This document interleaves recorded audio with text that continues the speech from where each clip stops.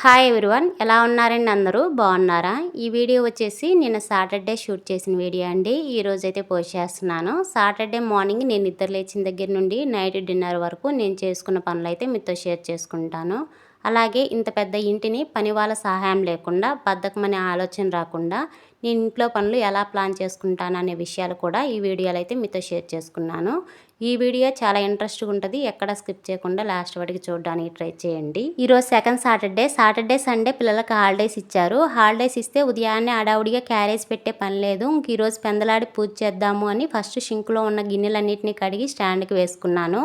ముగ్గు వేద్దామని బయటకు వచ్చి వాకిలి చిమ్మాను. చిమ్మగా వచ్చిన చెత్తని ఇంతకుముందు కుప్పగా చేసి బయట పడేస్తాను కదా. 1 మంత్ నుంచి డస్ట్ తీసుకెళ్ళడానికి డైలీ వస్తున్నారు. అందుకని ఆ డస్ట్ని అయితే డస్ట్బిన్లో వేసి పక్కన పెట్టాను. ఇంకా వాకిలి కడిగేసి ముగ్గు అయితే వేసుకుంటున్నాను. సాటర్డే కదా, కొంచెం స్పెషల్గా ముగ్గు అయితే వేసుకుంటాను. పిల్లలకి స్కూల్ ఉంటే చాలు మార్నింగ్ 7:30కి నిద్ర లేపినా నిద్ర లేగరు. అదే హాలిడేస్ ఇస్తే మార్నింగ్ 5:30కే నిద్ర లేచి ఆడుకుంటూ ఉంటారు. ఈరోజు మా పెద్ద బాబు 5:30కే నిద్ర లేచి ఆడుకుంటున్నాడు. కొంచెంసేపు ఆడుకున్న తర్వాత ఆ అబ్బాయికి కూడా బోర్ వచ్చేసి చిన్న బాబుని నిద్ర లేపుతాడు. ఆ అబ్బాయిని నిద్ర లేపుతుంటే ఆ అబ్బాయి అయితే ఏడుస్తున్నాడు. పిల్లలకి హాలిడేస్ ఇస్తే మార్నింగ్ బిజీగా లంచ్ ప్రిపేర్ చేసే పని ఉండదన్న మాటే, కానీ దానికి మించి పని చేస్తూ ఉంటాము. మార్నింగ్ నుంచి ఈవినింగ్ దాకా కంటిన్యూగా పని చేస్తూనే ఉంటాము. ఒక సైడ్ పని చేసుకుంటూ ఉంటే ఒక సైడ్ ఖరాబ్ చేసుకుంటూ వస్తారు పిల్లలు. ఈరోజు ఈ ముగ్గు వేసి ముగ్గు పైన పసుపు కుంకుమ కలర్స్ వేసి ఇంట్లోకి వెళ్ళాను. కిచెన్ ప్లాట్ఫామ్ అలాగే స్టవ్ నీట్గా కడిగి తుడుచుకున్నాను. ఇల్లు ఎంత పెద్దదా చిన్నదా కాదండి, ఇంటిని మనం ఎంత నీట్గా ఉంచుకున్నాం అనేదే కావాలి. పెద్దిల్లు అయితే చిమ్మటం తుడటం టైం ఎక్కువగా పడుతుంది. అదే చిన్నిల్లు అయితే టైం తక్కువగా పడుతుంది. మిగతా పనులన్నీ కామనే. వంట చేస్తాము, వండిన పాత్రలు నీట్గా కడుగుతాము, బట్టలు ఉతుకుతాము, ఉతికిన బట్టల్ని ఫోల్డ్ చేసి సెల్ఫ్లో పెడతాము.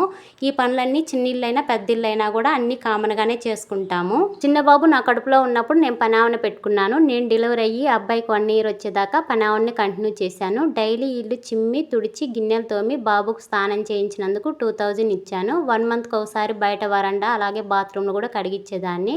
అది 7 years 8 years బ్యాక్ కాబట్టి 2000 తీసుకున్నారు. ఇప్పుడు ఇల్లు చిమ్మి తుడిచి గిన్నెలు తోమినందుకు జంటకి 5000 అడుగుతున్నారు. నేను ప్రెగ్నెంట్గా ఉన్నప్పటి నుంచి నేను డెలివరీ అయ్యి బాబుకు 1 year వచ్చేదాకా మా అత్తమ్మ మా మామయ్య మా దగ్గరే ఉన్నారు. బాబు నడవటం స్టార్ట్ అయినప్పుడు వాళ్ళు ఊరికి వెళ్ళారు. వాళ్ళకు ఊరికి వెళ్ళిన తర్వాత 1 month దాకా నేను పనావన్న కంటిన్యూ చేసి తర్వాత మానిపించాను. నేను ఇంట్లో పని చేసుకుందాంలే అని. నేను ఇంట్లో పని 1 year దాకా ఏం పని చేయలేదు కదా. సడన్గా నేను పని చేస్తూ ఉంటే కొంచెం కష్టంగా అనిపించింది 1 month దాకా. తర్వాత అయితే కొంచెం యాక్టివ్గా పని చేసుకుని బాడీ కూడా ఎక్సర్సైజ్లుగా ఉంటాయిలే అని పని అయితే చేసుకున్నాను. ఇంకా బద్ధకం విషయానికి వస్తే, బద్ధకం రాకుండా ఉండాలి అంటే ఇంటిని ఎప్పుడు కొద్దిగా శుభ్రం చేస్తూ ఉండాలి. అలాగని ఒకేసారి ఇంటి మొత్తాన్ని క్లీన్ చేస్తే కొంచెం టైర్డ్గా అనిపిస్తుంది. ఈరోజు ఒక గది, రేపు ఇంకొక గది అలా ప్లాన్ చేసుకుంటే పని భారంగా అనిపించదు. వంట చేస్తూనే కిచెన్ని శుభ్రం చేసుకోవటం, వాడిన వస్తువుల్ని వెంటనే వాటి స్థానాలలో వాటి పెట్టడము, బట్టల్ని రోజుల తరబడి అలాగే ఉంచకుండా ఏ రోజు బట్టల్ని ఆ రోజు ఉతికి ఆరేసుకొని ఆరిన బట్టల్ని నీట్గా ఫోల్డ్ చేసి సెల్ఫ్లో పెట్టుకోవటము వంటి చిన్న అలవాట్లే మన ఇంటిని అందంగా నీట్గా ఉంచుతుంది. ఇంకా ఇంత పని చేయాలా అనే ఆలోచన రాకుండా కొద్దిగా పని చేసుకుంటే మనసు తేలిగ్గా ఉంటుంది. ఎంత పెద్ద ఇల్లైనా సరే మంచి ప్లానింగ్ ఉంటే పని వాళ్ళ సహాయం లేకుండా ఇంట్లో పని ప్రశాంతంగా పని చేసుకోవచ్చు.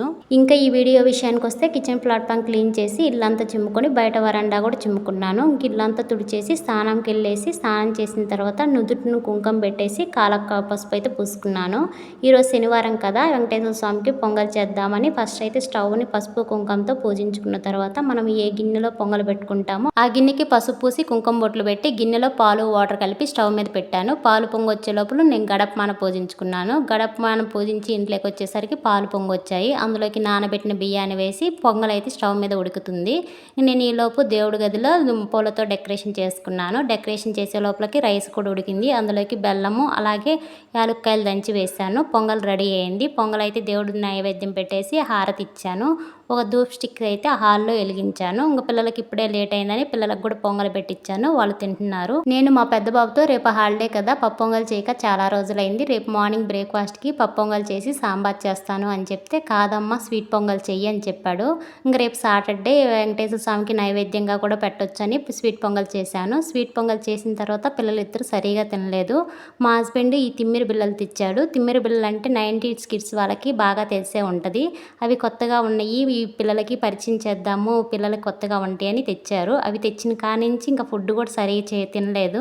ఇంక ఇవి ఉదయం నుంచి మధ్యాహ్నం దాకా వీటితోనే ఆడుతున్నారు. సాటర్డే కదా, ఇంకా మార్నింగ్ కూడా కరెంట్ ఉండదు. మార్నింగ్ నుంచి ఆఫ్టర్నూన్ దాకా వీటితో అయితే ఆడుకుంటా ఉన్నారు పిల్లలిద్దరూ. మార్నింగ్ స్వీట్ పొంగల్లోకి ముద్దపప్పు చేశాను కదా, ఆఫ్టర్నూన్ లంచ్ కూడా ముద్దపప్పు, మామిడికాయ పచ్చడి, రైస్, కొంచెం నెయ్యి వేసుకొని ఆఫ్టర్నూన్ లంచ్ అయితే చేసాము. లంచ్ చేసిన తర్వాత మా హస్బెండ్ డ్యూటీకి వెళ్ళారు. 2కి అలాగా కరెంట్ వచ్చింది. పిల్లలు అయితే టీవీ చూస్తున్నారు. నేను కొంచెం పడుకొని 3కి లేచాను. చిన్న బాబుకి ప్రాజెక్ట్ వర్క్ చేయాలి అని.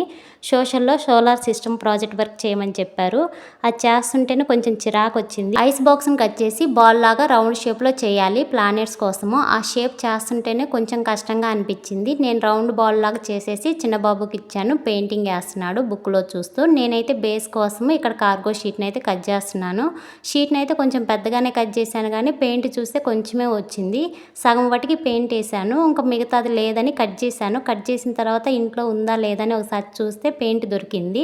ఇంకా కట్ చేశాను కదా అని కొంచెం థిక్గా లేయర్గా వేసేసాను పెయింట్. నేను ఆఫ్టర్నూన్ 3కి ఈ ప్రాజెక్ట్ వర్క్ చేయడం స్టార్ట్ చేశాను. అయిపోయేటప్పటికి ఈవినింగ్ 5:30 అయింది. ఇంక ప్రాజెక్ట్ వర్క్ కంప్లీట్ అయిపోయిన తర్వాత వచ్చిన చెత్తని డస్ట్బిన్లో వేయమని పిల్లలకి చెప్పాను. నేనైతే కిచెన్లోకి వెళ్ళి ఆఫ్టర్నూన్ లంచ్ చేసిన గిన్నెలు అయితే షింక్లో ఉన్నాయి. వాటన్నిటిని నీట్గా కడిగి స్టాండ్కి వేసుకున్నాను. అలాగే కిచెన్ ప్లాట్ఫామ్ మొత్తం నీట్గా తుడిచి ఇల్లంతా అయితే చిమ్ముకుంటున్నాను. నేను ఇల్లు చిమ్మేటప్పుడు బెడ్రూమ్లో చెత్త చాలా ఉంది. ఇంకా చెత్తనంతా నీట్గా అయితే చిమ్మేసుకున్నాను. ప్రాజెక్ట్ వర్క్ చేసేటప్పుడు పెయింటింగ్ ఫ్లోర్కి అయింది. హాల్లో కొంచెం మురిగ్గా ఉందని హాల్ వాటికి నీట్గా ఒకసారి తుడుచుకున్నాను. పిల్లల స్నాక్స్ పాప్కార్న్స్ అడిగారు, అందుకని పాప్కార్న్స్ అయితే చేసి ఇచ్చాను. నేను పాప్కార్న్స్ అయితే నెయ్యితో చేస్తాను, ఆయిల్తో కాకుండా. ఒక గిన్నెలో నెయ్యి వేసుకొని నెయ్యి హీట్ అయిన తర్వాత పాప్కార్న్ సీడ్స్ వేసి కొంచెం పసుపు వేసి మిక్స్ చేసిన తర్వాత హై ఫ్లేమ్లో పెడితే పాప్కార్న్స్ రెడీ అవుతాయి.